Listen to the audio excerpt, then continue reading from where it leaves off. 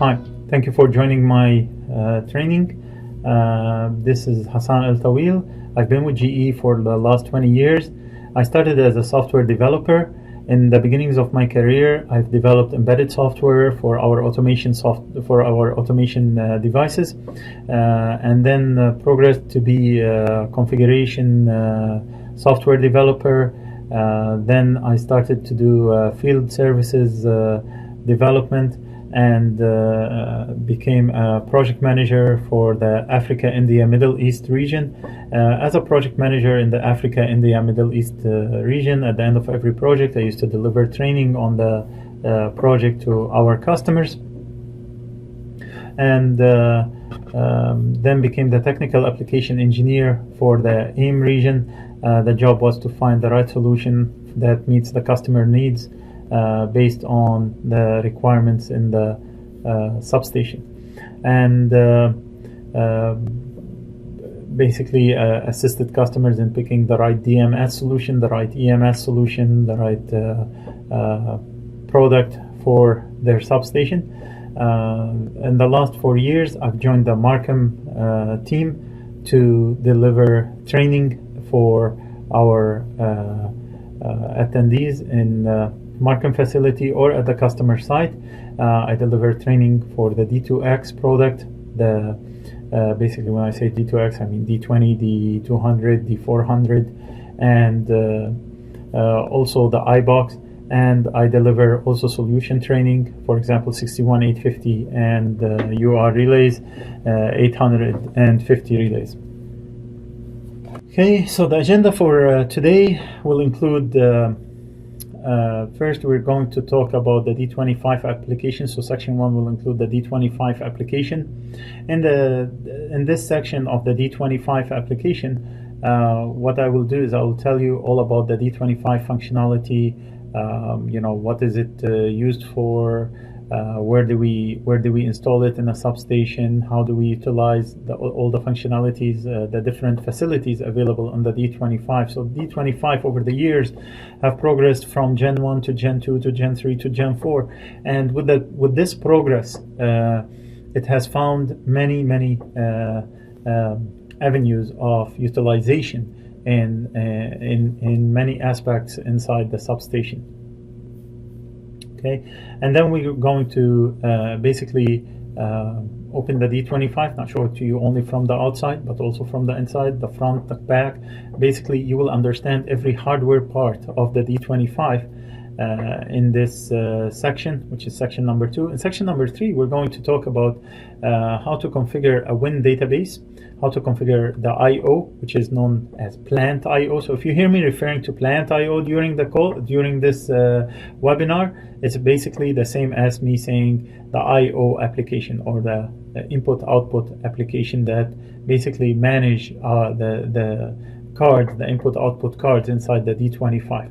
The last section, we're going to talk about calculator. So the I/O application will put some points inside Win, and the calculator will pull these points from Win, and we can alter these points and put back new points inside Win, which can then be delivered back using any application like DMP. Now, if you want to go further beyond this webinar, you can always refer to our sgconfig webinar, which has the how to configure DMP, or our D20 webinar. The calculator piece can also apply to the any of the D2X devices like the D25, the D20, or the iBox. They're all configured in the same manner when it comes to the calculator application. Okay, so what's the D25? What do we use it for? Where does it apply? The D25 have been installed all over the world. There's many substations from one side of the world to the other side of the world. Everywhere I go, I find a D25. D25 has a Logic Links editor, which is IEC 61113 compliant, and that means that it has 5 programming languages in which we can build a ladder logic. So whether you're using a block diagram, or whether you're using just textual language. Whatever is your flavor, this has been built in our Logic Links editor. And Logic Links, or the previous editor, the older editor, is ProLogic. In case you hear ProLogic, that means it's the same like Logic Links, except it was our DOS based. What I mean by DOS and Windows. For those new generation, you may not know DOS, but that was previous to Windows. And Logic Links is our Windows-based application. So it allows you to do PLC functionality. It allows you to do ladder logic, which increases the utilization of the D25 inside any application for either industrial or for electrical application. The IED gateway D25 is very versatile when it comes to protocols. So it have about 100 plus protocols between data collection applications and data processing application. A data collection application, or what we call as a client application, acts as a client to all the devices in the field. So basically you can take all of these devices in the field and send data via the 100 protocols to the D25, and with the D25 aggregating all of these points inside the WSDAC interface node or WIN, then any DPA application or data processing application or server applications, whatever term that you're familiar with, can be taken. Take the points from the WIN database and send it back either to a remote HMI or a remote application like the DMS, a distribution management system, or an energy management system, or to a local HMI that's available in your substation, or to a small graphical display that you have in your remote terminal unit setup. Okay. The D25 itself has its own graphical display panel where you can see a mimic of your single line diagram, and you can control a bay. So it acts great as a bay controller with its own graphical display panel if needed. And as a bay controller, all the devices in the bay are being controlled by the D25, and then all the D25s and all the bays can basically aggregate their communication and talk among themselves if you utilize the 61850 goose messages, and it can talk back to a concentrator in your substation. One of the greatest features of the D25 is that it has a power quality monitor. So as a power quality monitor, it can take the information about your voltages, currents, and basically monitor the sag and swell and show it to you in a graphical representations. And it has the ability to record all of that info and get the digital fault records in files, which can be then uploaded using FTP or safe FTP setup. The D25, with all of these features, can also act as a standalone remote terminal unit. So as a standalone remote terminal unit, it can be the only device in your substation monitoring all the devices in the substation and reporting back to either a remote EMS or a DMS, or basically reporting to a local HMI, because it has the capability of the 100 communication, and it has all of these great features of RS2. It can have RS232, RS485, and Ethernet communication, fiber or copper. Okay, the D25 has made it into an integrated transformer monitoring solution, where we have built models inside the D25 that will allow the utility or the owner of a transformer to get very good analysis about the status of the transformer through the collection of information from basically sensors, whether it is the DGA unit, the gas analysis sensor, or the bushing sensors, or the temperature sensors. So the model basically collects all of this information from the temperature, the bushing sensor, and the gas analysis sensor, and the oil gas levels, and provides an immediate information to the owner of a transformer to advise him on the best application and the best maintenance required for the transformer. The D25, of course, contains protection elements, for example, definite time protection and breaker failure protection schemes, which can be also utilized for a substation application. With this, I hope you have a good understanding of all the applications for a D25 and where it can be utilized. As you can see, it can be utilized in many parts of your substation, whether in the bay, at the transformer, not only in a substation but also in an industrial application. I was in an aluminum plant where I've seen the D25 being utilized all over the aluminum plants in the Gulf region. In this section, we have briefly discussed 7 applications of the D25. The D25 versatility in hardware and software allowed the box to be applied, whether it is your distribution, transmission, generation, parts of your electrical grid.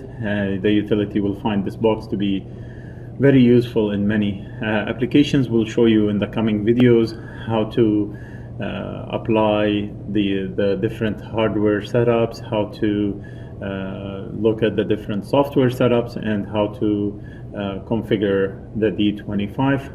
I will open the phone for a question and answer session on the application of the D25. Thank you. Okay, well, thank you very much for sharing your questions. So the first question that I received is, can the D25 act as a remote terminal unit? What does it mean to act as a remote terminal unit capacity? So as an RTU, it can work with devices that are downstream from the D25, or what we like to call as servers to the D25. Also, it can work with the devices that are upstream from the D25, whether that upstream device is another concentrator in the substation or a remote DMS or EMS unit. Then it's possible. I hope that answered the question. The other question that came through is, what's the name of the application for transformer monitoring? Just to be clear, that over the years the name has changed, mainly known as a T-Medic unit or GE T-Medic unit. It basically works with a DGA, or a digital gas analysis device that analyze the gas levels and brings a lot of information into the D25, whether it's bushing sensor, the temperature points in the transformer, brings all of that information with the DGA information and forms the D25 model that would allow us to basically provide a good information back to the owner of the transformer, whether that's a utility or a private owner. Hopefully that answered the questions. No further questions. I'll mute the phones again, and we'll start the second session. Okay, so in this section, which is section number 1, this is the hardware section. Basically, what we're going to do in this hardware section is we're going to show you the front panel, the main CPU. We're going to show you the 3 digital input cards inside the D25, and we're going to show you the digital output card, the 1 analog input card. We're going to show you the CT and VTs, how do they clip in and get mounted. Okay, we're going to go through all the different parts of the back plane and the different types of the front cover or front panel of the D25.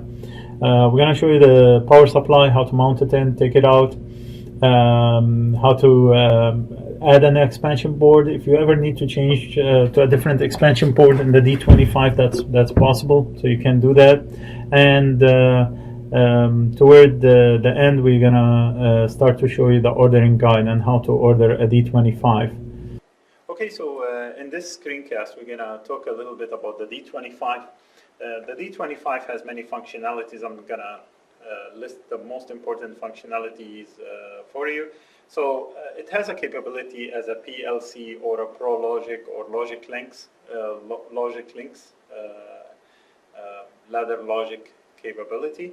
It has a capability as an IED gateway. It can work as a pay level controller. It can work as a power quality monitor, a fault recorder, a standalone remote terminal unit. It has built-in UTC port and IRIG-B capability for time synchronization. And from a communication point of view, it has the capability to communicate via RS-232, RS-485, and Ethernet. From a communication protocol, it has a library of over 300 protocols that can act either as a client or as a server protocols. And it has integrated transformer monitoring logic, which will allow it to work in a transformer monitoring capacity. Also included in it, which is not as popular, is the definite time protection and the breaker failure protection, and that's included in the generation 4 of the D25. Okay, so this is the D25 front panel, and the front panel has 3 options. This is panel number 1, and or the first option, and the first option, as you can see, is blank in here. There is no optional display. And what we have a Westmain access port, which utilizes the Westmain cable that's provided by GE, or you can create it with, if you want, you can get the pinouts from us. It has a power indicator, which is solid green. It means that the D25 is up and running. It has a run indicator, which when flashing, it means the CPU is processing and all the applications are running. It has 2 IED indicators, which indicate the transmit and receive on COM3 and COM4. Sorry, yes, COM3 and COM4. And you have an extended COM1 and COM2 indicators for the extended communication card in case you have an extended COM option added to the back of the D25. The last thing is that you have a local remote switch, which basically allow you to switch the K card from local to remote commands. And if you put it in, if you disable it, it means that the K card will not take any commands from the remote controllers. If you enable it, the K card will start to function as for remote commands, and then will take commands from the remote control center. Okay, so this is the second option that you can have on the front of the D25. Basically, it comes with the same components in this part of the front panel. So again, we've got the Westmain, we've got the XCOM, extended COM indicators, we've got the serial port indicators, we've got the power, the run, and the local remote switch. But on top of that, for a second option, you get the data display panel. Now, the data display panel is not a colored panel. It's just basically a text display that you can access for all your digital input status, analog input. Basically, you can look at your points and find out the point status, and you basically use this keypad in order to go through the menu and access the parts of that menu. So it's basically based on the command that you would put in there, you will be able to access different parts of the data that's available inside your D25 in the substation. It eases up where you don't need to connect to the Westmain in order to get the information. You will get it from the data display. Okay, this is the third panel option, and or the third cover option. Again, it's the same on this part of the D25. The only difference is it has what we call a graphical display panel, or a GDP. Now, this GDP has the option of adding 256 pages to it. Each page can be a part of your single line diagram in the substation, and it's a touch screen. It's a colored touch screen, and that means that it can act like a small laptop where you don't need to have the maintenance port. It gives you more than the simple maintenance port because it's a fully functional touch screen that's available on the Bay controller. Again, it's secure because you would use passwords if you want to do controls from inside the single line diagram. It's a fully animated single line diagram, which can be set up either by GE or by your local representative. If we want to remove the front cover of the D25 or the front panel of the D25, what you want to do is there is 1, 2, 3, 4 screws which should be easily opened with your hand. Try not to use the screwdriver with these because then if it's used all the time, then they become less. That the thread will be lost and then will not be able to open it. So just with your hand, you should be able to open these screws, and then you would open it like this. Now, one thing about the D25 is this front cover slides out. So if you need to slide it out, right, you want to make sure that there is nothing flushed against it that would prevent the D25 door from opening all the way down and from sliding out. So we have a ribbon cable in here. We'll disconnect the ribbon cable, right? And if you have the graphical display panel or the data display and it's connected via ribbon cable to an optional connector, L connector on the side, you also would need to disconnect that. And to take out the front cover, you just slide it out, right? As you can see in the bottom, there is these slips, which are, it's very simple. It slides in and slides out. And then once you slide it out, you can take it out just like that, right? So this is where these slips basically slide inside and would have a firm grip so that the front cover is securely placed in place. And so I'm going to show you how to put it back again, right? So it's back in, right? We just slide it in, right? So that's it. It's firm. And again, we can connect the screws to the D25. Okay, so this is the back of the D25. We've talked about the front. Now we're going to talk a little bit about the back of the D25. This is basically the power supply connection, and in the power supply you've got a 24 volt ISO out or a 48 volt ISO out. That's based on the power supply that you order for the D25, which is based on your ordering code. For ordering code, I'm not going to bother you with it. You can always access our store online at ge.multilin@ge.com and get it from there. Next is where we connect the power that feeds into the D25. And as you've seen, we've got ground, neutral, and live connections to the power supply. That's the main power in coming in. And again, you've got all the options on the power that's available on our ordering guide. Now, this is the power switch. That's how you turn on and off the D25. There is a fuse in order to prevent any damage to the power supply in case the input power is not proper.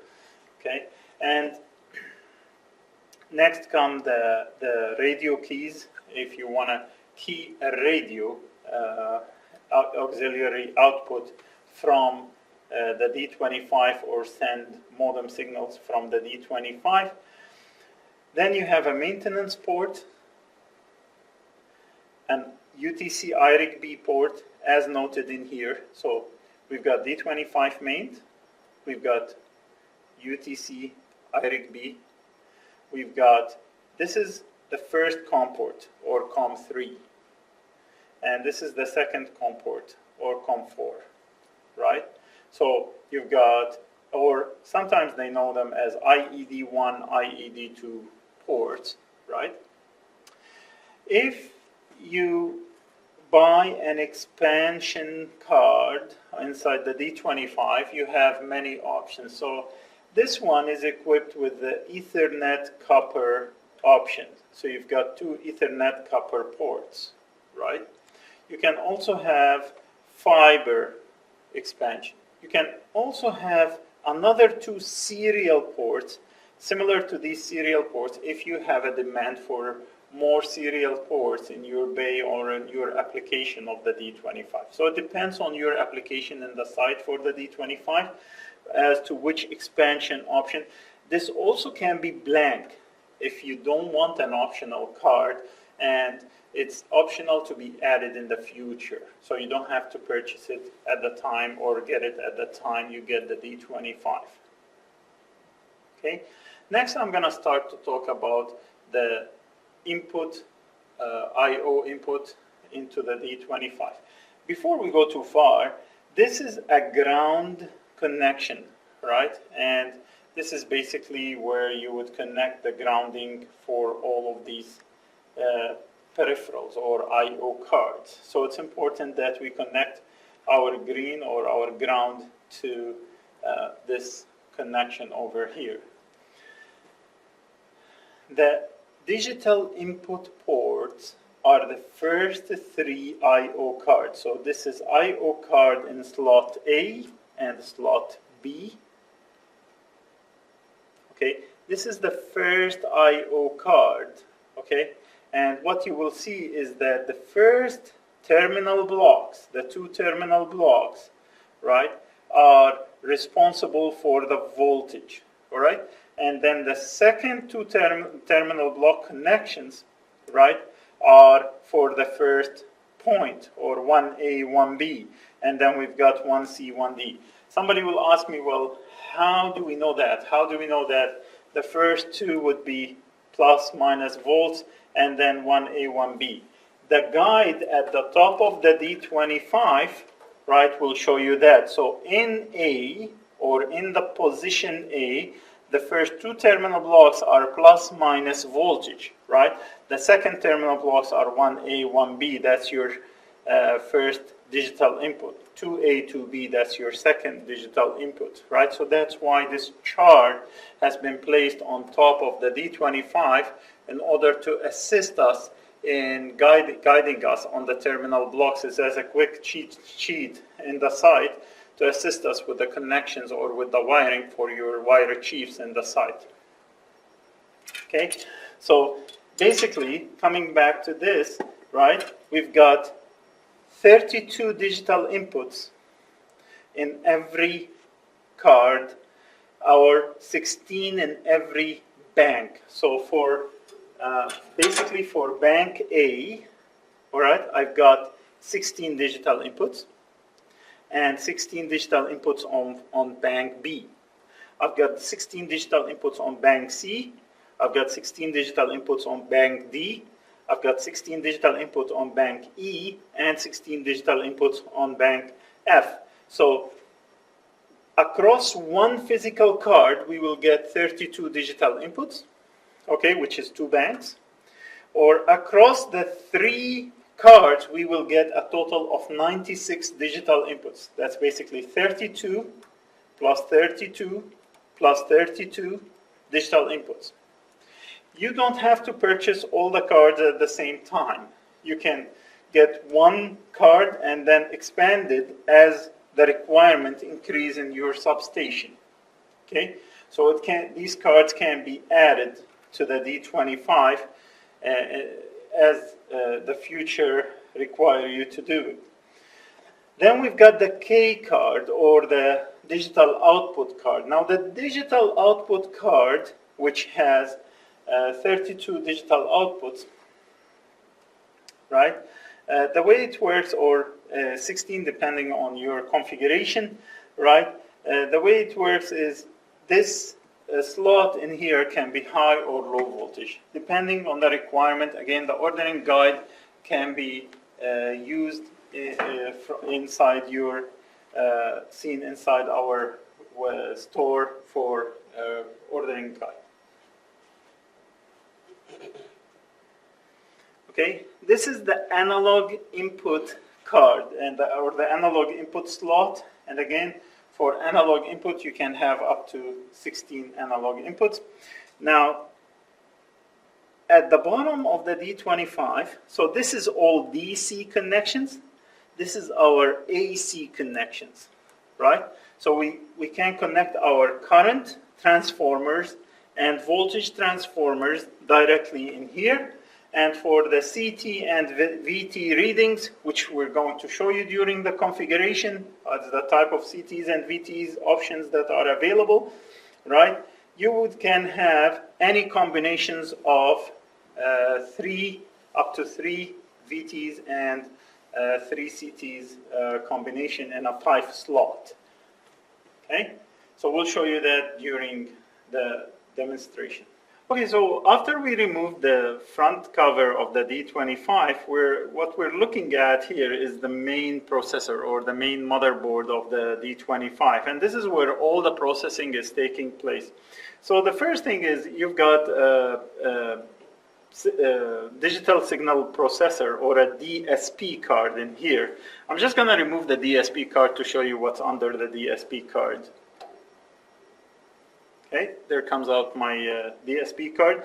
Also in here you've got a memory expansion card, right? Which means that you can have either 4 meg or up to 20 meg, which means if you want to have the extra 16 megs, that's what this card is all about, right? So you add the extra 16 meg expansion, and it comes with its own battery. The shelf life of this battery is 5 years, which needs to be replaced periodically by your maintenance department. Okay.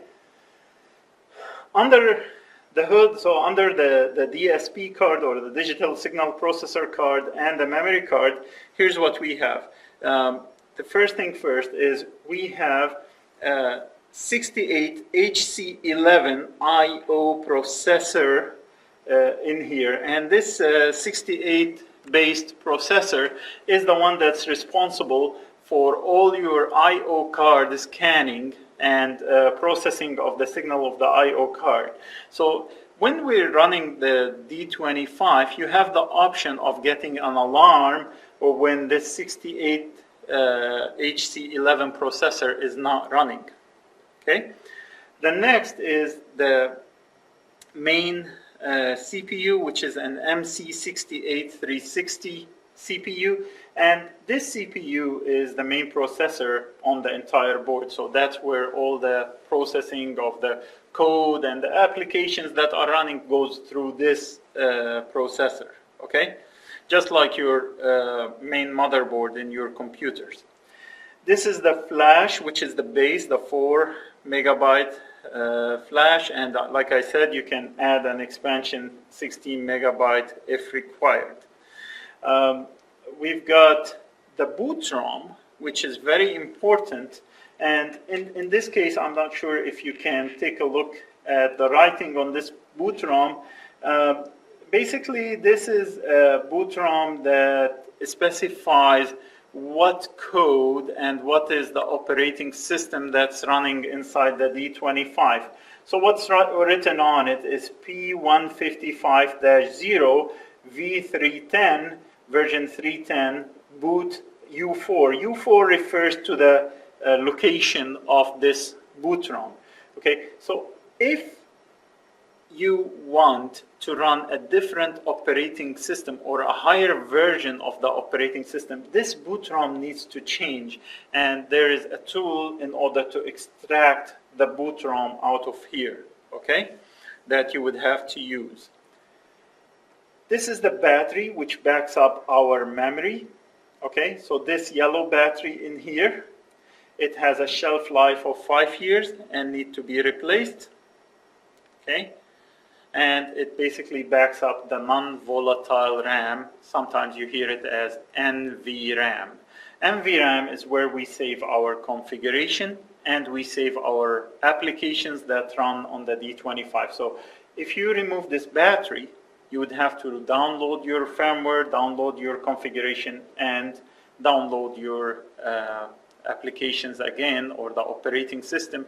It's as if you took out the operating system and all the applications out of your laptop, and you have to do a full installation prior to doing any configuration on the D25, which is a time consuming. So it's highly recommended that this battery is replaced every 5 years in order to maintain the information that's inside the D25.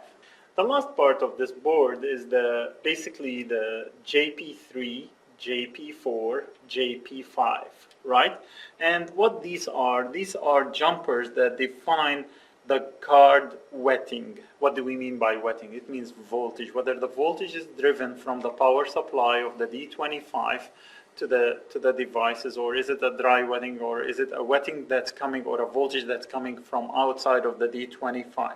So these jumpers would define how to set up the voltage. So if we set up these pins on pin 1 and 3 and 2 and 4, right, so the way they're set up right now, so as you can see, there is numbers on the side here that tells you that this is jumper number 2, this is jumper number 4, this is jumper number 6, and starting 1 is here. So this is jumper 1, 2, 3, 4, 5, 6. All right?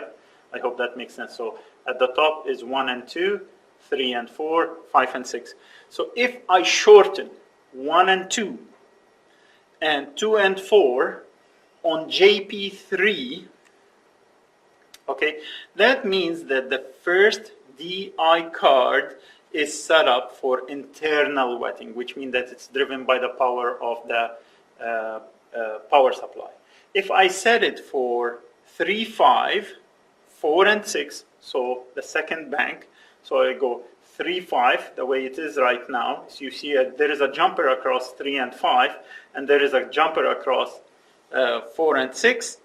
What will happen is set up for external wetting. And if we just leave 3 and 4 jumpered or shortened, that will allow for voltage sensing. Okay, so JP3, or this bank of jumpers, is responsible for the first digital input card. We said that there is 3 digital input cards on the D25. This is the second digital input card, which is JP4. JP5 is the third digital input card setup, right? So we can set up this for either internal or external wetting. We can set up this for internal or external wetting. Okay, so we have finished talking about the main CPU or the main processor card. Now we're going to show you the inside of the D25 in case you need to do an upgrade to the D25. And to do that, we have to remove this main card. Now to remove it, there is 1, 2, 3, 4, 5 screws.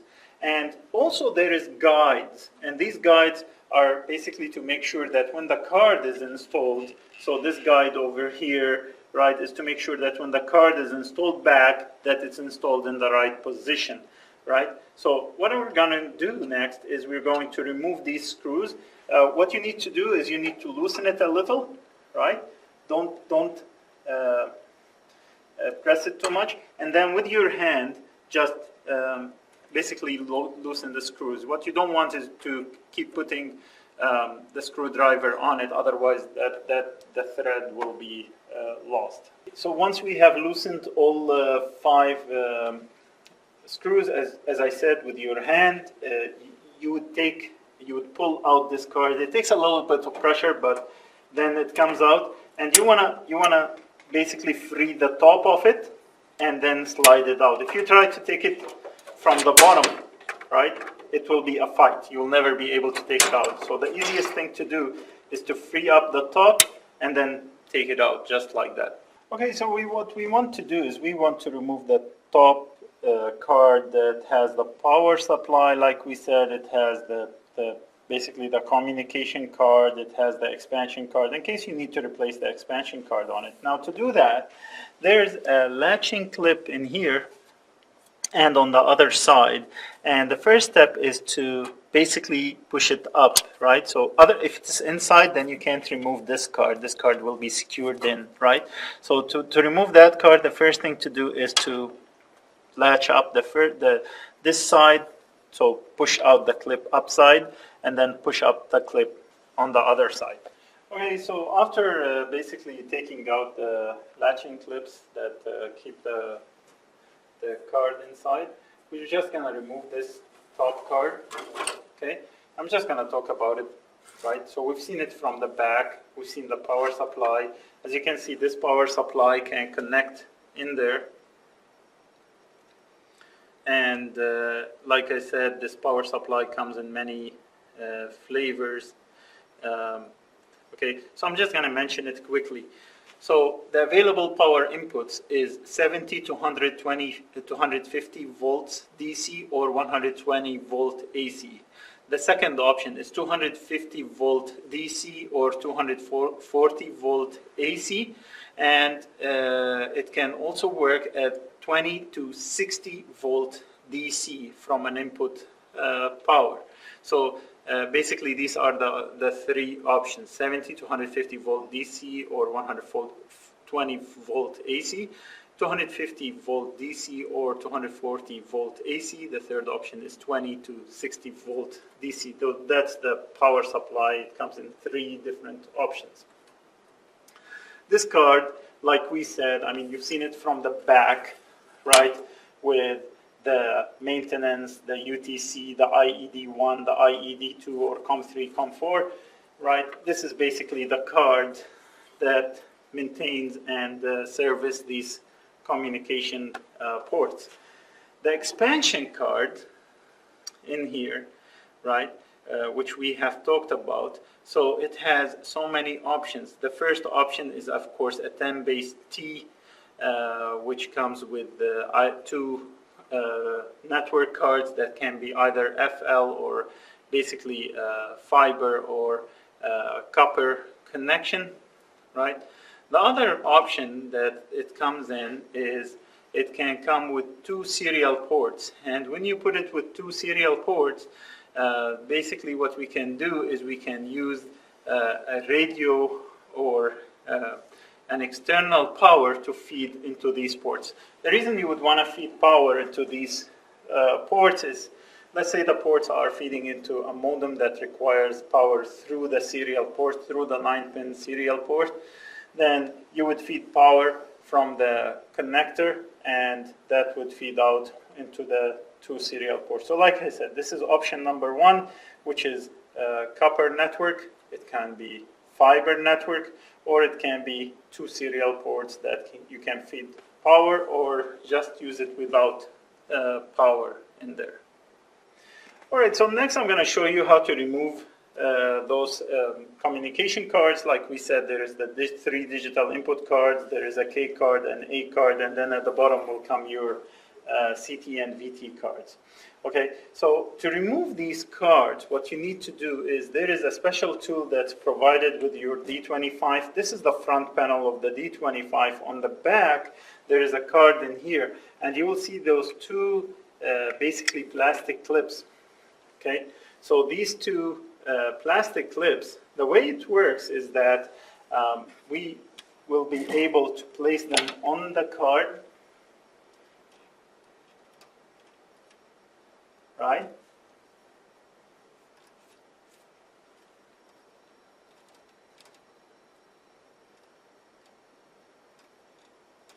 Okay, and then we'll be able to pull the card out. This will ease up the pulling of the card. Right, so once we have placed our clips in here, right, then very easily we can pull out the S board. Okay, so I'm just going to show you. So basically that's why you've got these places noted. That's where the clips go. These plastic clips go, right? And this is the connector. That's where the front motherboard, this connector, that's where the front motherboard would connect to this S board or status or digital input board. And like I said previously, this digital input board can take up to 32 digital inputs. And the different card types that we have for 32 inputs, I'm just going to say it very quickly here, which you probably will see in annotation. There is the 12 volt 5 milliamps, okay, and the part number for that is 5170427. And there is the 24 volt 5 milliamps, the part number is 5170402. There is the 24 volt 10 milliamps, and the part number is 5170425. There is the 48 volt 5 milliamps, which is the 5170403. This is for the low voltage options of this card. The high voltage options, you've got the 120 volts at 0.75 milliamps, and the part number is 5170426, and the 250 volt 0.75 milliamps, and the part number is 5170428. So that's basically the 6 options of cards, 2 high voltage and 4 low voltage digital input cards. Okay, so on the K card, or the digital output card, we've got 2 options here. So we've got the phase 40 option and we've got the DB25 option. So for the phase 40 is straightforward. The first 2 connectors, as we said on the top, will be the positive and negative voltage, and then you can drive the rest of the options. Now the digital output card would have come in 8, 4, 8 or 32 channel cards, right? And this is the phase 40 termination, so you can either order it with 8 or 32 channel 16 KE cards. So 32, 24, 16, and 8 channels, okay? Now for the DB25, the option, you have a middle Phoenix connector in here, and this middle Phoenix connectors, I'm just going to go through the pins. So pin 1 through pin 8, right? And as noted here, you can see it, pin 1 through pin 8. So pin 1 is basically an interposer coil power supply connection. Pin 2 is a return from the coil supply. So you gotta supply it and return it back to the DB25, to the Phoenix connector, to the D25, right? And then we've got 3 and 4, or pins 3, 4, 7, and 8. And the way it works is that pin 3 and 4 and 7 and 8 control the 32 channels. So pin 3 would control channel 1 to 8, pin 4 would control channel 9 to 16, pin 7 would control channel 17 to 24, and pin 8 would control channel 25 to 32. And if I want to set it for raise lower, I would connect it to pin number 5 for positive voltage. If I want to set it for trip and close, I would connect it to pin number 6 for trip close, or basically what we call a digital output operation. Okay. Pin number 5 would connect to jumper 1 through 4 for a raise lower operation. So if I want to achieve a raise lower setup, I would connect it to pin number 5 for a positive voltage, pin number 6 for a trip close setup. Okay, so for the K slot, like we showed you from the back, it can be either DB25 or phase 40. I'm just going to remove the DB25 and show you how the DB25 comes out. So again, you would use our connector, and you just put a little force to it. It comes out. This is the K card. You've got all of these little relays that basically stand for the 32 channel relays on the DB that are connected to your DB25 connectors and can go out. The same for the phase 40, it's not that much different. So one thing to put in mind, of course, this would require, if it is a low voltage, would require an interposal relay, right, which is can take the higher voltage as connected to the DB25s and to the voltage output for the interposer relay card. The next thing, we're going to pull out our A board, or it's a DC analog inputs. Okay, so this one accepts 16 DC bipolar analog input signals. It comes in many options. So you've got the plus minus 5 volts, you've got the plus minus 1 milliamp, the plus minus 5 milliamps, the plus minus 10 milliamps, and the plus minus 20 milliamps as scaling adapters. So these adapters in here, right, you can order it with either plus minus 5, plus minus 1 milliamp, plus minus 5 milliamps, plus minus 10 milliamps, plus minus 20 milliamps. And it comes in a 16 or an 8 channel analog bipolar ports or connections. Okay, it has a voltage of input of plus minus 5 volt DC nominal. It has an accuracy of plus minus 0.05% nominal. It has an overload of plus minus 30 volt DC continuous. It has a dynamic range of 125% of nominal, resolution of 12-bit plus sign, and it has a conversion time of 16.7 milliseconds at 60 hertz or 20 milliseconds at 50 hertz.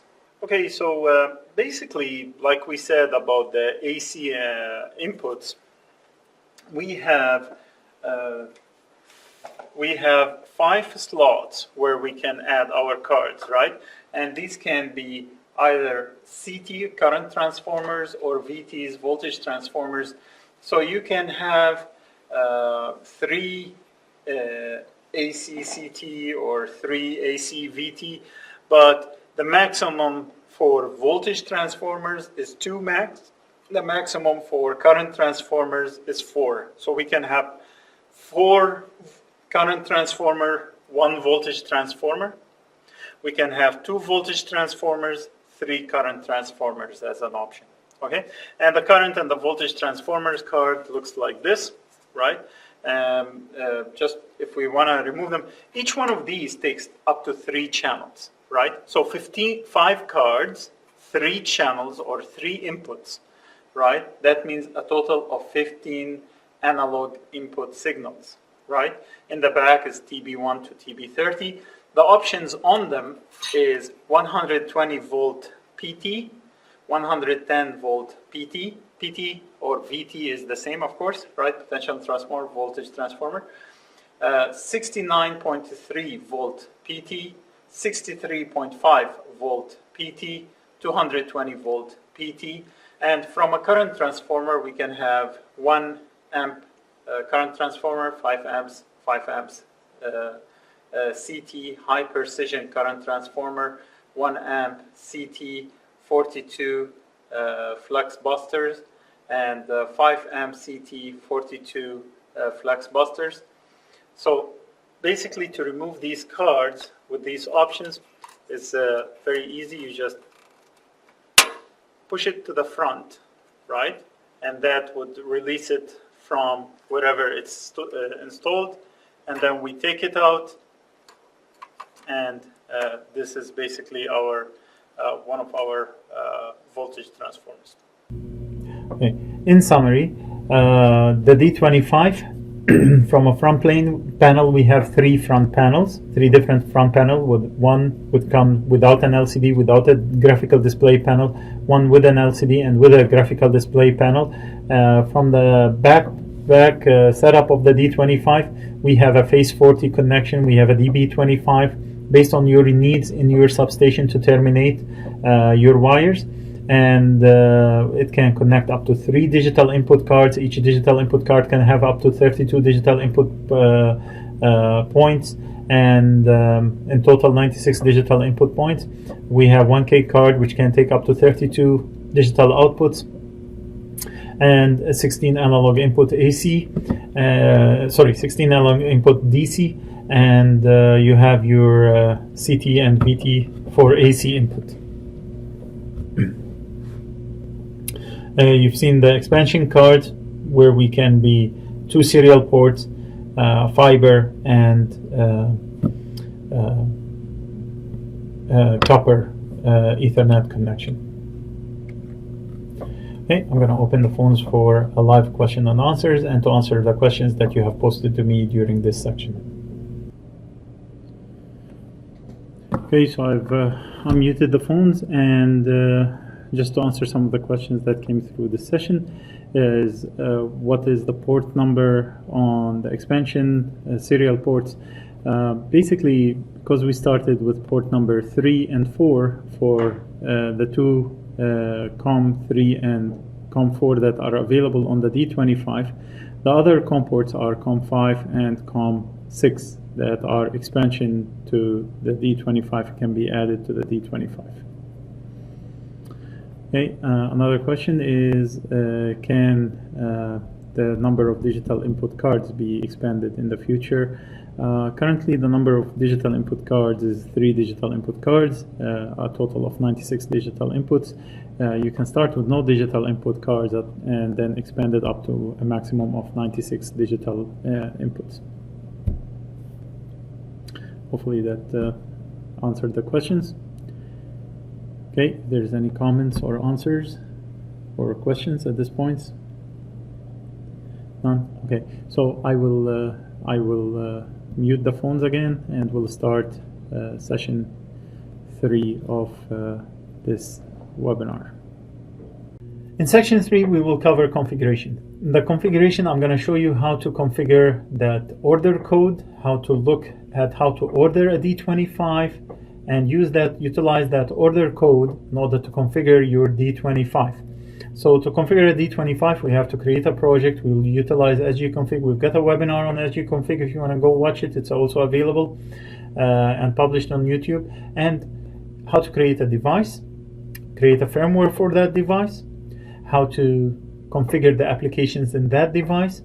You will be able to configure the aspects of your D25, whether it's a front panel, power, and then you will be able to configure your DC components and your AC components in the I/O application known as the plant I/O, and how the plant I/O populate the Win database application. I'll also cover very quickly Westmate application, which is used in order to maintain the D25. The D25 configuration is very simple, right? You start at gconfig, you create an empty project, and then you add a D25 from your template, and you configure the D25 based on the order code. That order code is a key in order to simplify our configuration of the D25. Now that you understood the hardware, we're going to start and create a configured D25 device. In order to do that, the first step is to create a project. So we start the sgconfig, and there is an sgconfig webinar that we have done, or if you would like to review that sgconfig webinar. To create a project, you just click on the GE logo, create a new project. Just name it webinar project, D25 webinar.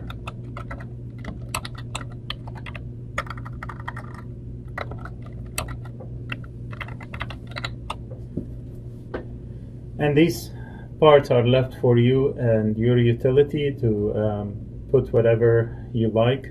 So if we would like to, for example, put in the model number of our D25 that I've shown you to show you how to order it.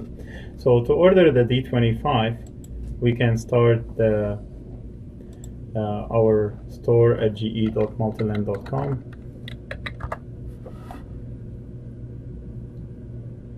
Right, we go under substation automation, remote terminal units, D25 IED. So if I would like to order a D25, right, the first thing that I'll do for an ordering guide is I would access this site, and you will see all the parts of the D25 that you can order. So let's say I would like a D25 with an LCD panel, right, or a GDP panel, right, graphical display panel. So I'm going to pick up the LCD panel, 6. So as you can see, you're building your ordering code of the D25 here, which is very important. That's the same ordering code that will be in the back of the D25.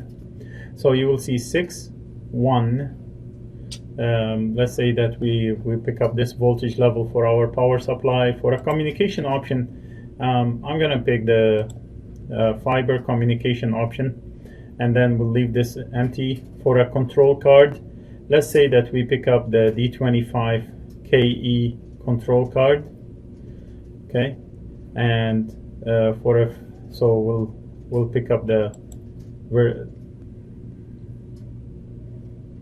613U9, okay, 32 trip close, and then we'll pick up the first.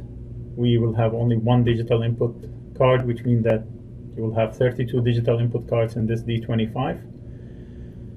Okay, and from an expansion memory model, we'll pick up the biggest memory model available. So D25 20 megs. Okay, so that will be sufficient, and we'll take one voltage, one current, 5 amps CT. So what you've seen in the hardware, I'm just repeating it here where I show you how to order a D25. This D25 will come with this model number 613U91UU3CHUUUU. All right, and the rest of it will be, it's a Gen 4 factory select boot ROM. So the factory will select the boot ROM based either on an existing firmware. So let's say I got an existing firmware which is built by a technical application engineer at GE based on your specification. So once you give your specification to a technical application engineer, this engineer will be able to build your SAL number, which is the firmware for your D25. So let's say in this case I will say it's SAL 999.0. Okay, and that's how the factory will figure out what boot ROM is required for my D25. I've shown you in the hardware section where the boot ROM is in the main board. Okay, and that's it. Your D25 is ready. You can order all kind of extra equipment that's required. For example, you will need a Westmate cable. You will need AGConfig 8. If you want it on a DVD, you can get it from here.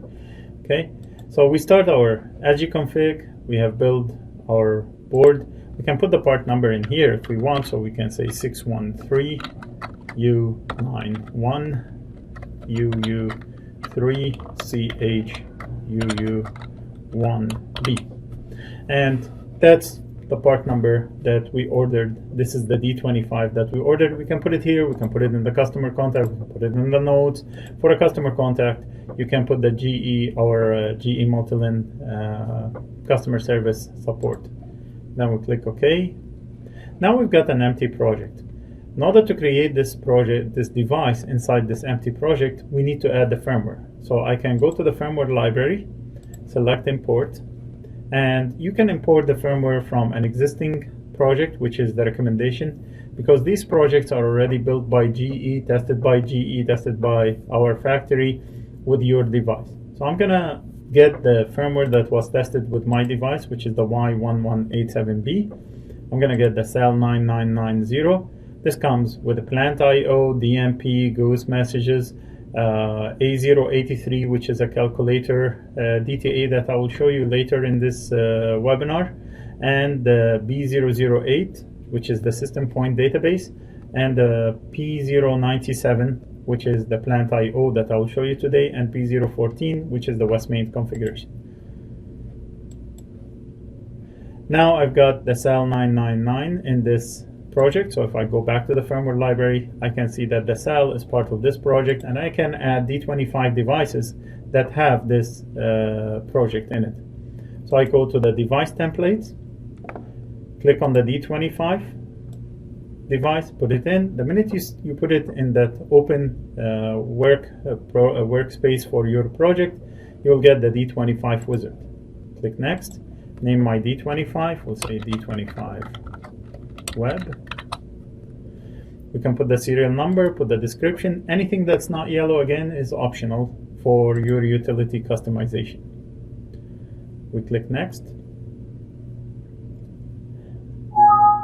At this point, we can start to add our firmware. So we can select the firmware that we have added to this project, SAL 9999, and then we can select the hardware. So for the hardware, remember that ordering code that we just did a minute ago? We can start to select it here. So we start with 6, right? So that tells me it's an LCD, or tells AGConfig what kind of D25 we're dealing with, 150 volt DC, a serial XCOM. We selected number 3, which means we didn't use a serial XCOM expansion or the 2 serial ports. Instead, we used an FL expansion. And from a memory expansion, we went all the way and we got our 20 megs, right? And as you can see, our part number for the D25 is starting to be built up. So this is the first few integers in the part number 6133, right? The rest of this is empty, and it's waiting for us to populate it through the P097 or the plant IO or the IO application configuration application, which I will show you once the device is ready for me to configure. So once the device is ready, we're going to access the device, we're going to configure the Westmate application, and we're going to configure the plant IO application. Then we will download our configuration. At this point, SGconfig is building our device with all the applications that we have in our SAL, and we have the option of turning on and off this application on as needed basis.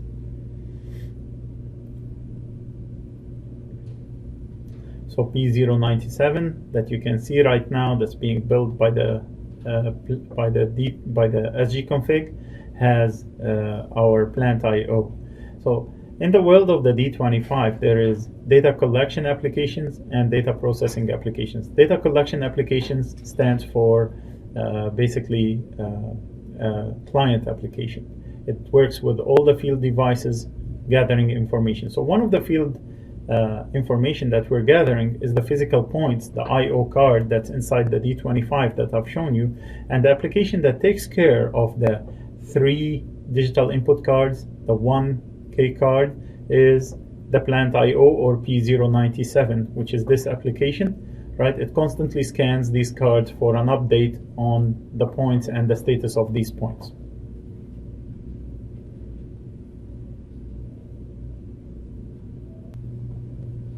Our device is built by SGconfig, so we click Finish in here.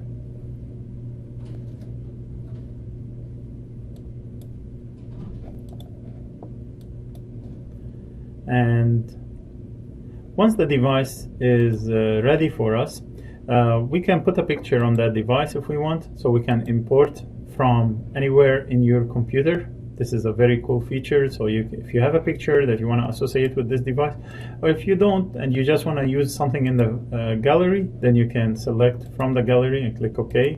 Click OK again. That picture will be always associated with your device. Now, in order for that to happen, you have to make sure that when you go to the preferences under the global settings, that this box is checked, which is the display device. And this comes as part of SGconfig. We did basically a session on SGconfig, which you can review. So my device is ready for configuration. I've configured the first pieces of my ordering code, and now I can open the device. I'll get a listing of the available applications. Now these are the enabled application by default, right? If we want to see all the applications, we can click on this box, and that will show me all the applications that are available that has been downloaded to this box. Obviously, I just want to see only the ones that I need to configure. So the applications that we need to configure in this demo is the plant IO or P097, the Westmate application, and once you configure the plant IO, all the points will populate in the Win database, and we'll show you how that happens. So we'll start with the Westmate, which is B014.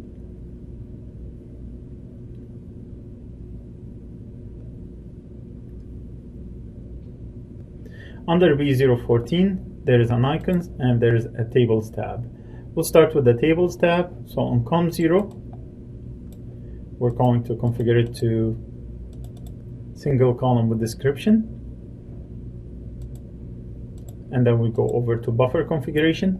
It's up to you and your utility philosophy for SOE buffer. How many SOEs would you like to see in your SOE display? So let's say we would like to see 100 SOEs, 100 COS, 40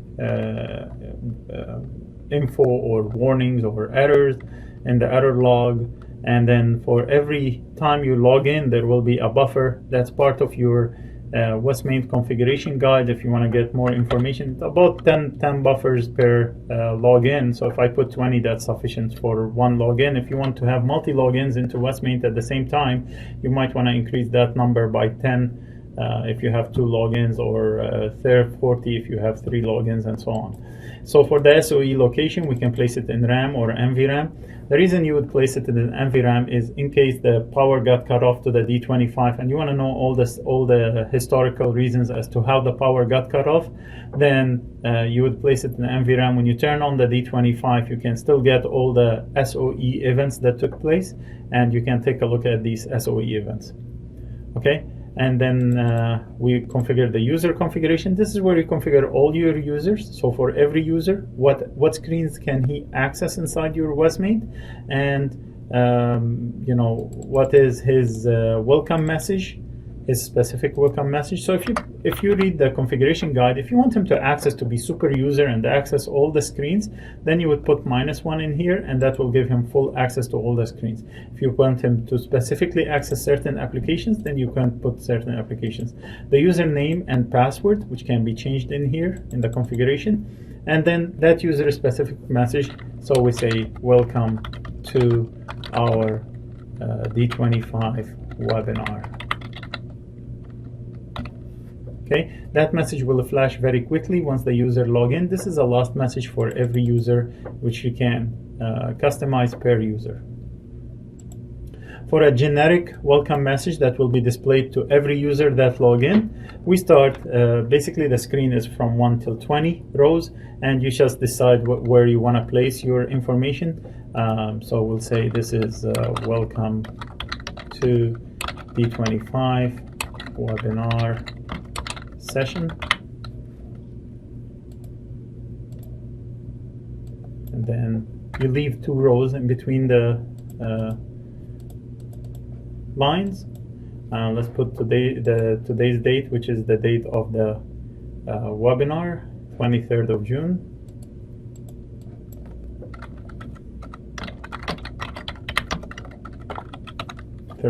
So this way we time tag when was this configuration downloaded.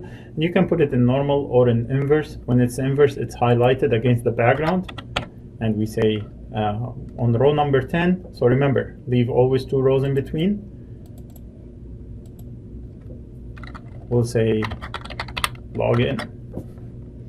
Okay, and that's it. Your Westmain application is fully configured. Okay, next thing, I'll show you how to configure the Plant.io application. So we save our configuration, and now we can go ahead and configure our Plant.io configuration. For the Plant.io or the I/O configuration, all the points that pertain to our data collection application are listed in this DCA pseudo point listing. So let's take a quick look at the DCA pseudo point listing. What you will find in here is from 0.97 digital inputs onward. Why 0.97? Because, like I said in the hardware video, there is 3 digital input cards. Each digital input card has 32 digital inputs. So that means that the first 96 digital input points are reserved for the hardware terminated points from the field up to the D25. Okay, so point number 97 will show you if the HC11, which is on the main board from the hardware video, whether it is on or off, or is disabled, or has a buffer overflow. All of these states will be specified in here. So it shows you about all the available digital outputs, analog inputs, so all the analog alarms and analog outputs for the DCA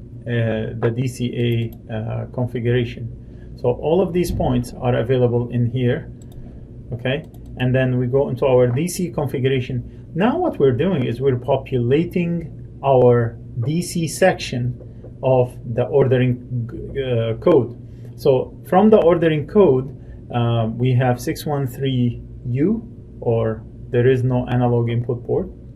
That can be added in the future. We have number 9, which means that we have a 32 control phase 40 on the background of it. We have 32 digital inputs, only 1 card. Okay, what's the impact of that once we configure it like this, 091000? So what happens is this 1 in here turns into 32 digital input points, and the rest of the points will be unavailable, even though it will still reserve those 96 digital input points, just in case in the future you added that card to your D25, but it will show you only the first 32 as available points.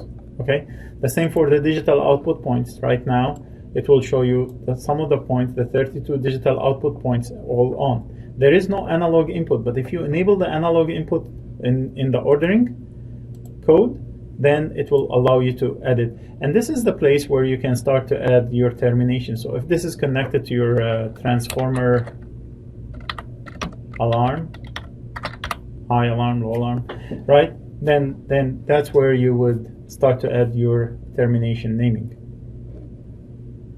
Okay, that's as far as configuring the DC component of the I/O card, right? You can also configure the AC component. So if you remember from the hardware video, we said at the bottom of the D25 there is these little modules that are CT and VT, current transformer and voltage transformer, that are AC component, that act as an AC component of the D25. So we can go into the AC configuration.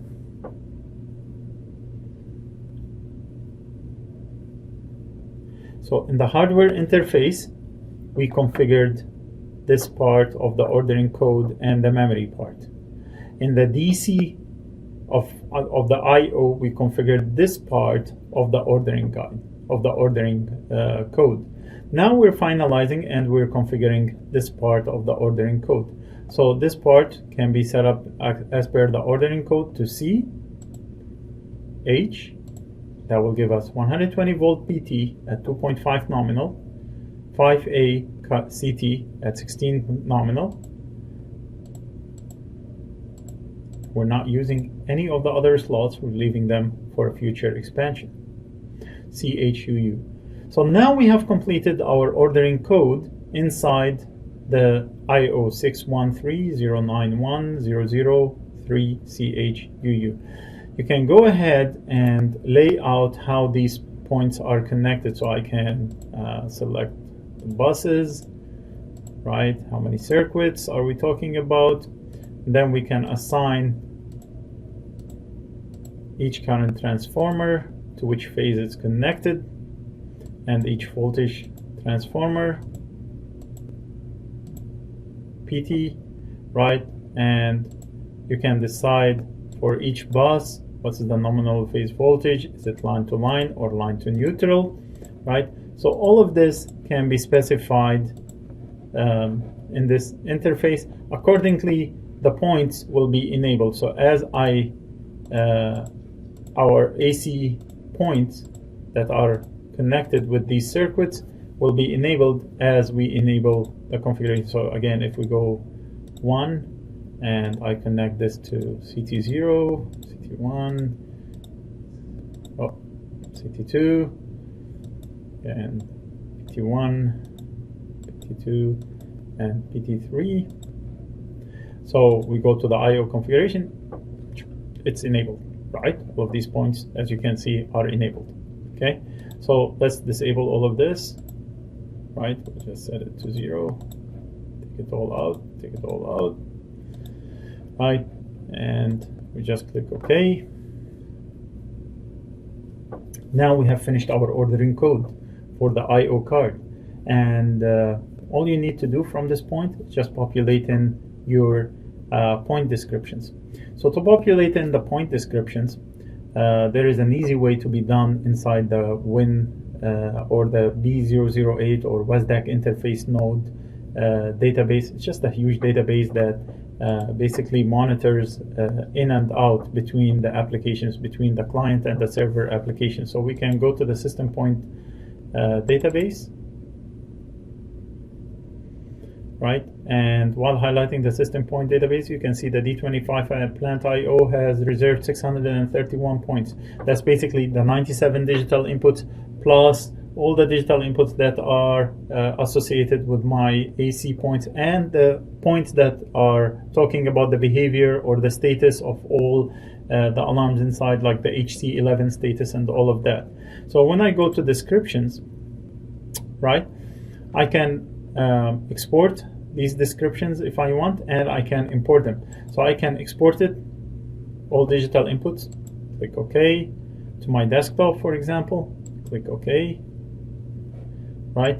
And I would get a file on my desktop.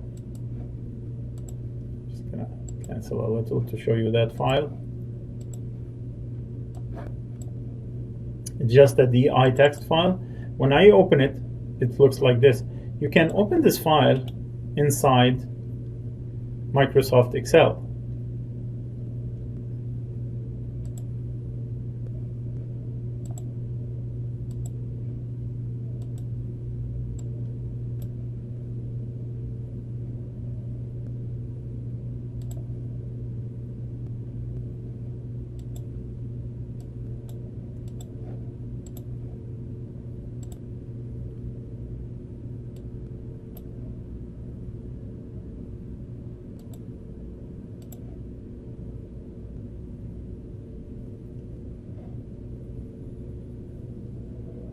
Okay, so Microsoft Excel starts up, and I go File, Open, go to my desktop, open this text file that we just exported outside here.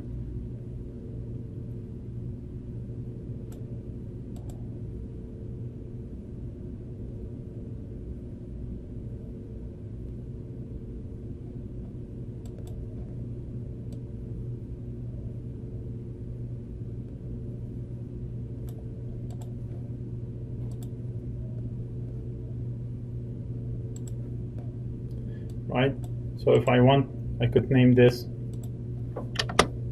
1, just drag it across. I've got my transformer alarm 1 to 32 named. I know in the field that there is no such a thing, but I can go File, Save,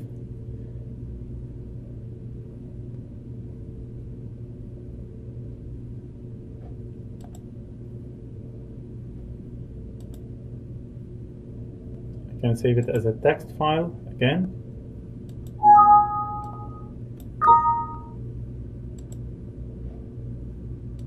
Close it. Now when I open my text file, all of this has been already populated. So I can go back to my sgconfig, open my sgconfig, go back to my Win database,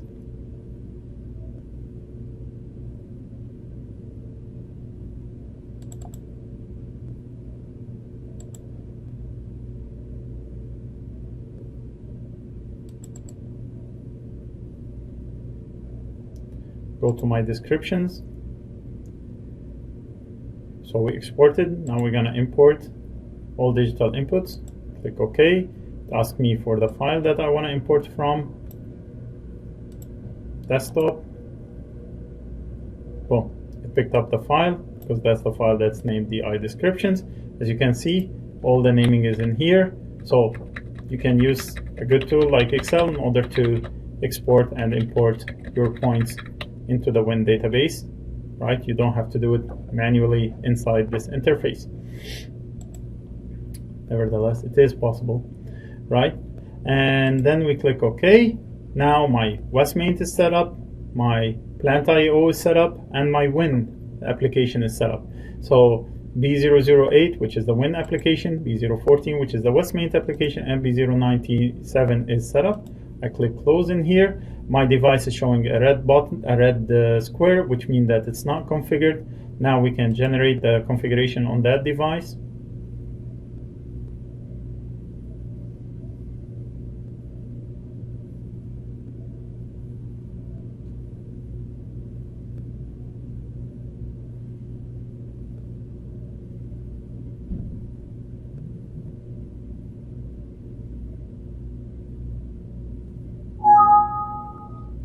The device has been generated with 0 errors, 0 warnings.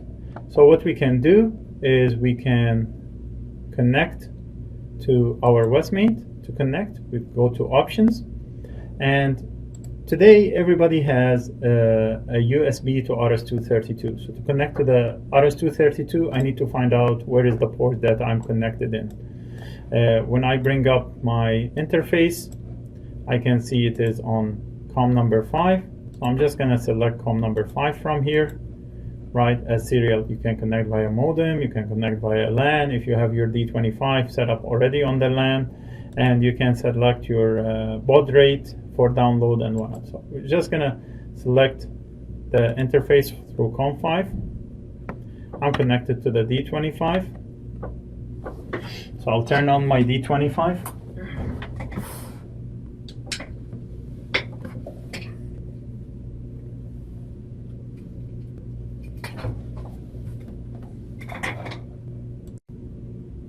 So as you can see, the D25 is starting up once we turn on the power to the D25.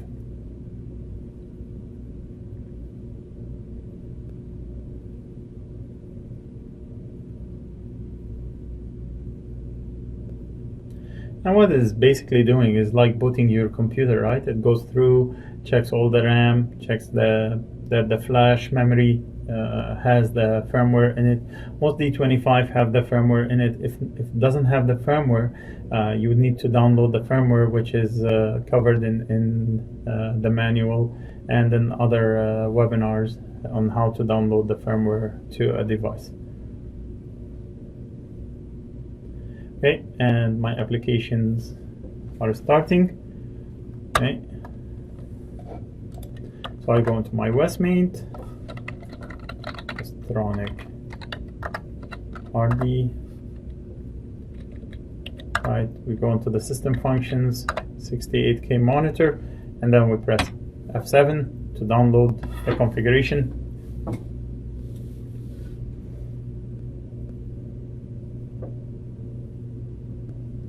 And my download would start. Our configuration download is done. Of course, you can download at a higher baud rate if you require to download faster. It gives us a screen, says, do you want to boot? Click yes, boot.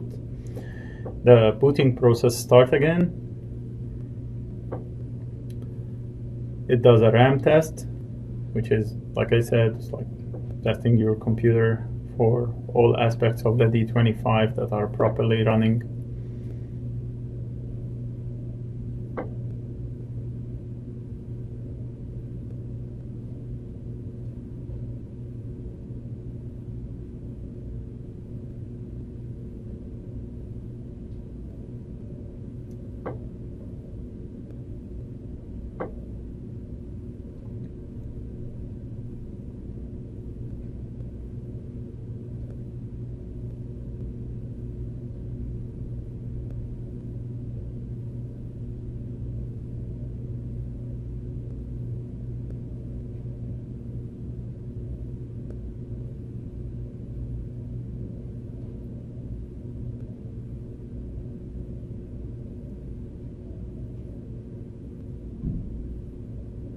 Our device is ready.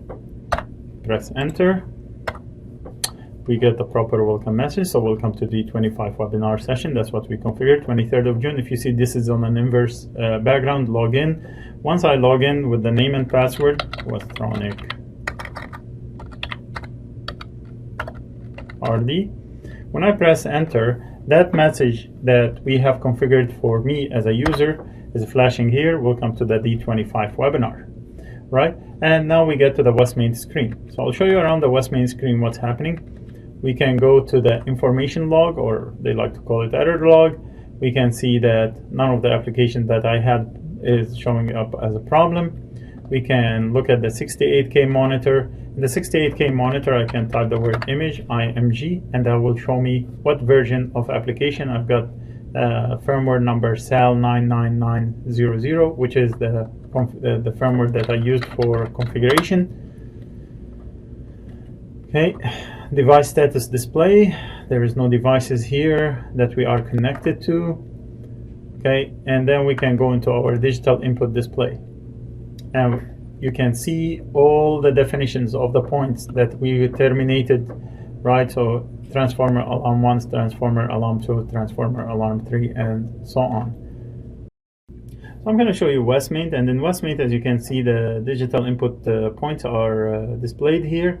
I've got a little test set that's connected to my digital input one. I'm just going to flip the first digital input, right? And as you can see, we see on the screen, right? If we flip it off here, I'm going to flip it off, and we see off on the screen. The good thing about the Westmain screen is that you can also open 2 screens at the same time. Okay, so part of Westmain is you can open an extra window. So if I click in here, and you can see those commands at the bottom here. So open a new window, right? So I can have 2 windows in here. So let's say I want to see another digital input display. While I'm looking at point number 1, I would like to see point number, whatever, the last point, 96. So I go to point 96 and it's showing stars because that point is offline. And then my point 97, which I showed you as a pseudo point, is showing that the HEC11 is not disabled, it's up and running. There is the DSP is up and running. All of these parts of the D25 are up and running. The DC analogs, because we didn't have a DC analog board in there, so the DC analogs are showing as disabled, which is true. Okay. So this is as far as I'm going to show you in Westmain. Then we will start on our last piece of this video. Thanks.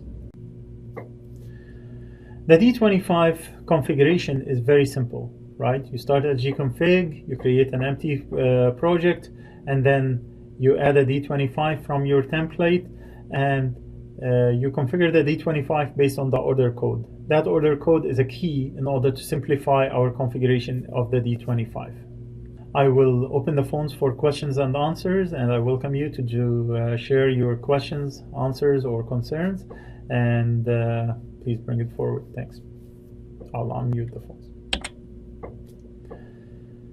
Okay, well, thank you very much. So the questions that came through in this section is sgconfig available free of charge? Yes, sgconfig is available for download from our customer service technical website. That's the GE Multiland customer service technical website. And the second question is, can I upgrade my configuration that was created in Config Pro 5.03 to sgconfig? The answer is yes. You would use the sgconfig migration tool. You can watch that on other webinars on how to use the migration tool in order to migrate a configuration from Config Pro 5.03 into sgconfig. Okay. Another question is, how many devices, what's the maximum number of devices that can be configured as far as D25? There isn't really a maximum. The maximum depends on the capacity of your computer SQL database. So from that perspective, it's not limited by Config Pro. You can put a device, any number of devices. I've seen substations with 93 feeders on a distribution substation, and the entire substation was configured inside the D25 project. Okay. Without further questions, I will mute the phones and then go for the last session. In this section, I'm going to show you how to configure calculator. The calculator application basically can take points from the Win database and then create new points in the Win database, or control other points for other applications. From that perspective, the calculator is a very good example of a data translation application, or a DTA. Okay, and these applications, like the Logic Links application is another example, the analog grouping DTA. We've got a lot of data translation applications that can assist you with whatever you're trying to accomplish in your substation. So the calculator is a fast way to accomplish a small project that, or a small implementation, a small equation that you have to basically try to implement in your substation. So for example, I was once in a substation project where I had to convert the degrees centigrade into a degrees Kelvin. And we were provided a sensor that was providing us the information in degrees centigrade, and we had to provide it to the master or the EMS system in a degrees Kelvin. So we had to carry out that calculation inside the D25 prior to delivering the information out of the D25. So you would receive it one way, you would alter it in the D25, and then you will transmit it on a different way. You can receive it with one protocol and then deliver it with any of the 100 protocols. So you can receive it with Modbus, for example, alter it in calculator, and then deliver the information using DMP. That's basically the power of automation and the power of this device, the D25. So in this in this section, I'm going to cover how to create a digital input, how to convert that digital input into another digital input, how to create a digital input and convert it into an analog input, how to utilize a digital input to drive a digital output in another application. And toward the end, I will summarize it for you. So for the last piece of this demonstration, what I will do is I'll do calculator for you. So we left it here with the terminal emulator. We're going to close our terminal emulator. We'll go back and over our D25 device. Now, the application for calculator is A083. So we have to enable that application. We don't see it on our list because we're showing only the enabled applications. So we go check on show disabled applications. Now, application A083 is a DTA, or a data translation application. It's an application that changes points inside the WIN database. So what we will do is we will take the calculator, and we see it in here. What we want to do is enable it. So we right click on it and we click on enable application. Another way to enable an application is while highlighting the application, you can click on enable application. Other way, you will enable your calculator DTA application or A083-0. Okay. Once we have enabled the A083-0, because it works with the WIN database, we'll go to the system point database, and we can see it enabled in here as A083 application. Now we can enable it before D25 plant IO or after D25 plant IO. If we want it to be after, we can move it. So we can click in here, move, and move it down. Click OK. Right.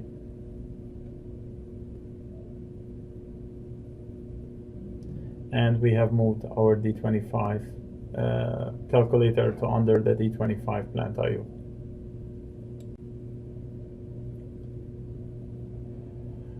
Okay, so like in the D25, you can see that it moved to under the D25 plant IO.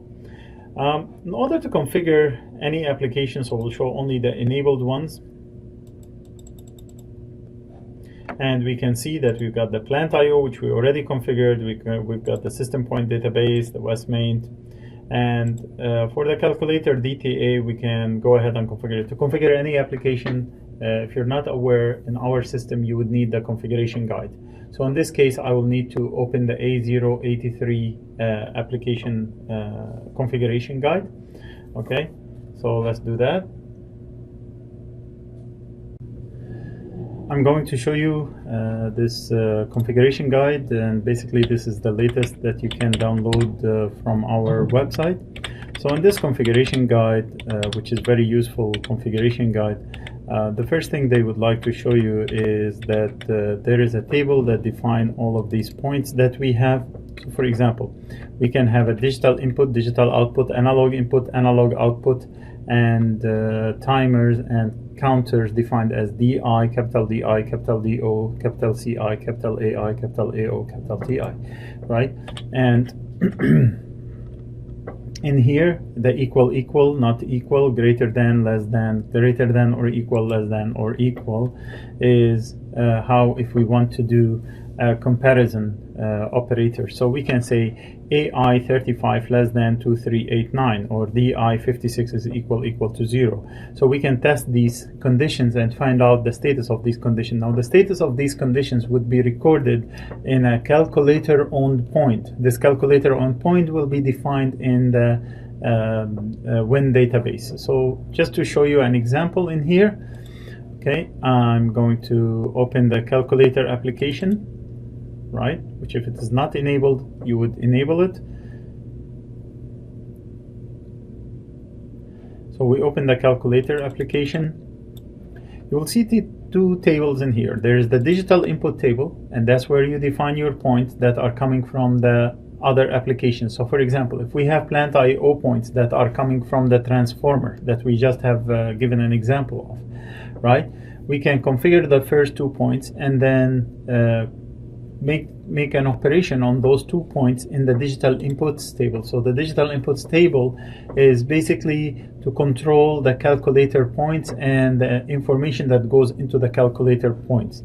The digital input points table collect from the WIN database into the digital input into the to be used inside the calculator. So as an example, we've got 2 points here: transformer alarm 1, transformer alarm 2. We could add a third point.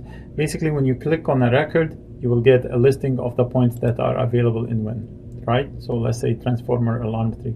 This will be referred to as capital DI, just like in the document. Capital DI, right? 1. This will be referred to as capital DI2, and so on, right? And then when we go to the digital inputs table, we will define this first expression to be DI1, capital DI1, and, right? So we'll do an and.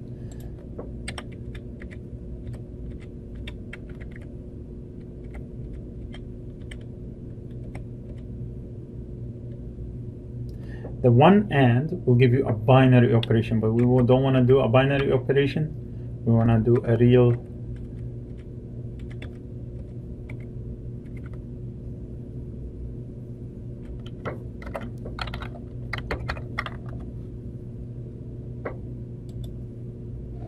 so you can have double or, double and, or basically an or, an and a not.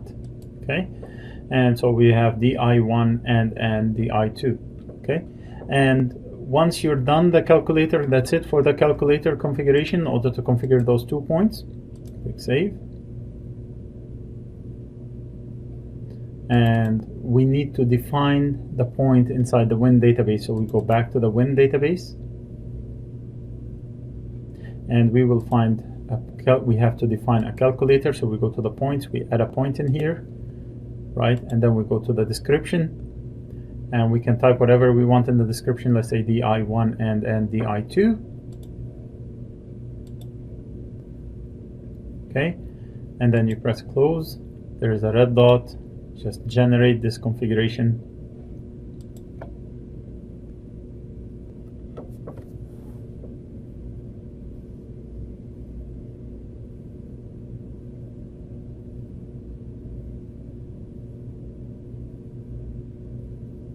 So config will generate the downloadable file that we can download our D25, similar to the way we did it before. There is 0 errors, 0 warnings. We connect to the device. We log in.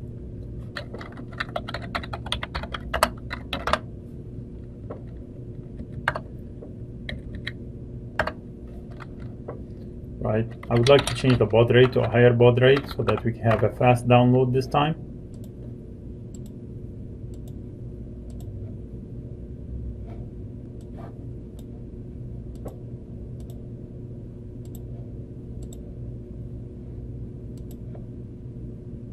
So now we're working at 38,400. If we press F7,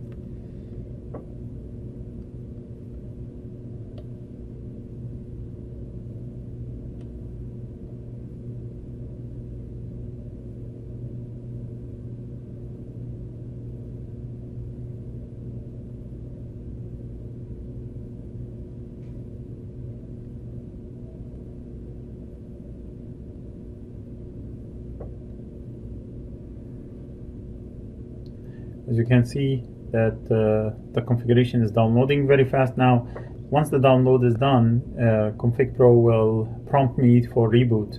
When it reboots, the D25 will reboot at 9600. So we would need to reset up our terminal to 9600 baud rate upon the finalization of configuration. So all we did in this setup is that we took two digital input points, which are coming from the field, into our digital input card, and we are just adding them together to create a pseudo digital input point that's owned by the calculator application. Okay, so it prompts us to boot. Click boot, right? We're not at the same baud rate. As such, we see these characters that are not at the same baud rate. Go to the port, set it to 9600 baud rate again, and we click connect. We're going through the boot. And it's good that you're seeing this boot, because if there is any issues during the boot screen, right? This is a normal boot, right? So you can compare it to your boot. If there is any issues that are different, if it says, you know, missing firmware or anything like that, then immediately you can tell what's wrong. If the memory addressing is not proper, it means there is a problem with the definition of your memory setup. So in this case, it has found the configuration block and it's running the configuration. It's verifying the flash code.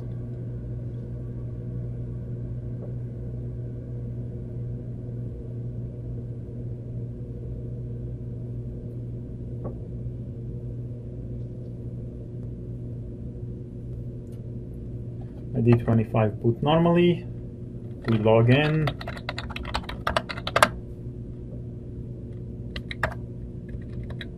I have to go to the error log, verify that there is no errors pertaining to my applications B008, B097, A083. And then I go into the digital input display.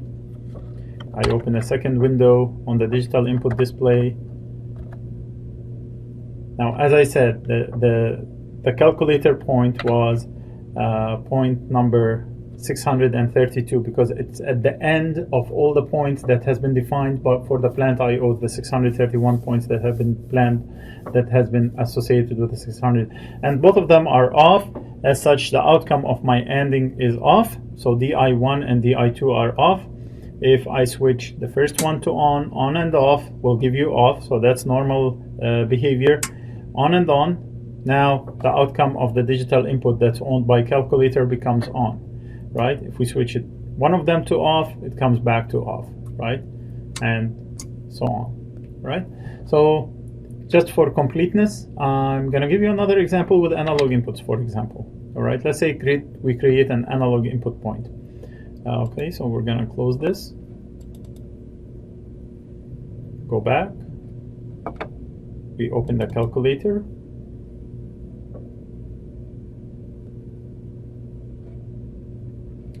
and so we've got our points already mapped in here, alarm 1, DI1, DI2. I'm just going to add them together into an analog point, for example. So to do that, instead of going to the digital inputs table to create a digital input that's owned by calculator, I'm going to go to the analog input table, analog inputs table, and create a point that is an analog input point that's owned by calculator. So I will say DI1 plus DI2. So this is part of the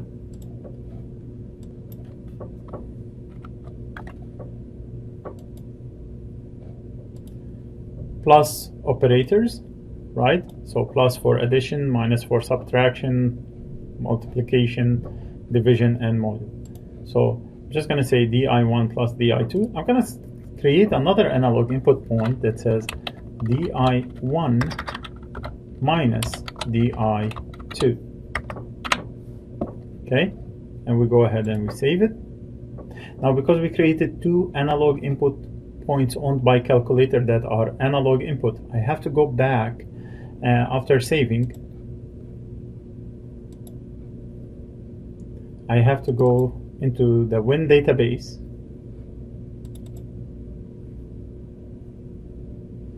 And if you see at the analog input, it says 0. So I have to add those 2 points. So I can click on points while highlighting the calculator, go to the analog inputs, add a 2 in here. So now I've got 2 points. I can give them description. And I have to go to my analog input tab instead of the digital inputs tab. So I go to my analog input tab. I'm going to name the first one DI1 plus DI2. The second one I will name DI1 minus DI2. Okay? And then we click OK. Click OK again. Right? Now my configuration is perfect. I can close it. Generate my configuration.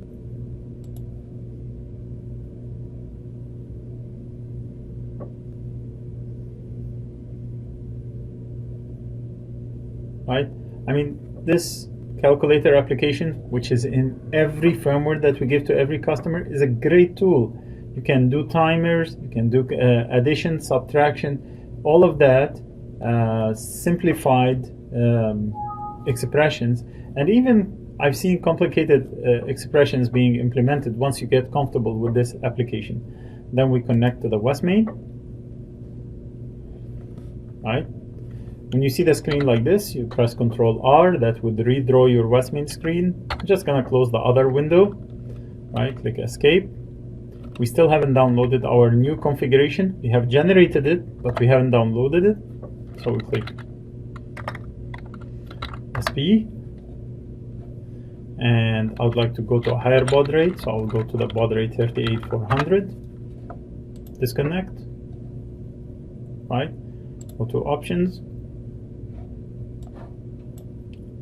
Set the port setting to 38400.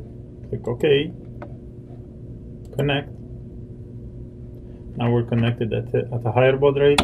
Press F7 and we start the download of the configuration. Okay, so what we're expecting to see is that there will be 2 analog input points that's owned by calculator, right? And because we're downloading the description, it's easy for us to locate these points. Without downloading the description or putting proper descriptions, you will be guessing the placement of these points. So it's always a good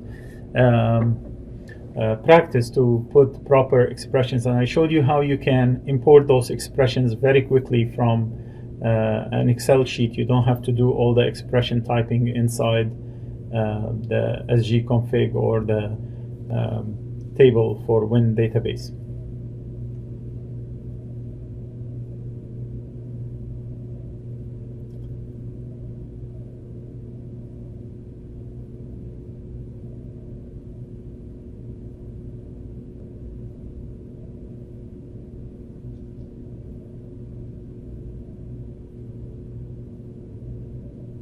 Okay, and our download is done. Can boot the configuration. Again, we change our baud rate back to the 9600 baud rate. Click connect. D25 go through a normal reboot.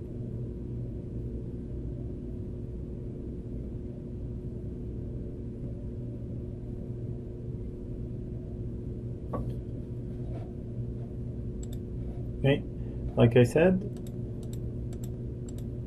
you can have complex expressions, simple expressions, divisions, right? Beside the plus and minus, you can do a latch on, latch off, trip, so you can basically DO trip or close digital output for 500 milliseconds once the digital input 1 or 2 is true.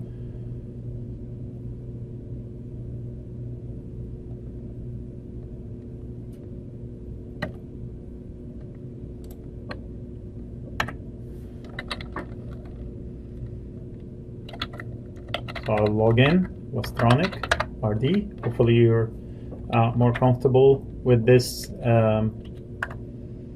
access right now. So we've got the first 2 points on. I'm just going to turn them to off.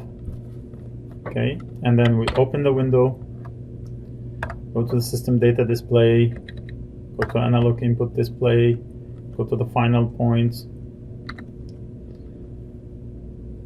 Okay, and they are 0 and 0. This one is DI1 plus DI2. Now, because of both of them are 0, we will get 0. DI1 minus DI2, both of them are 0, we will get 0. So what happens if I flip DI1 to on?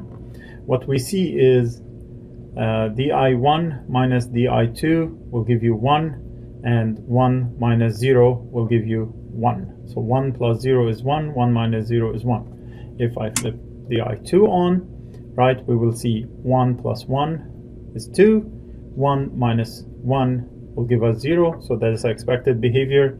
If we do this, right, where the DI1 is off and the DI2 is on, we can see that we are getting 1 or plus 1, and for the analog alarm, the second analog alarm is negative 1. So as you can see, very quickly, very easily, you can achieve automation in your substation.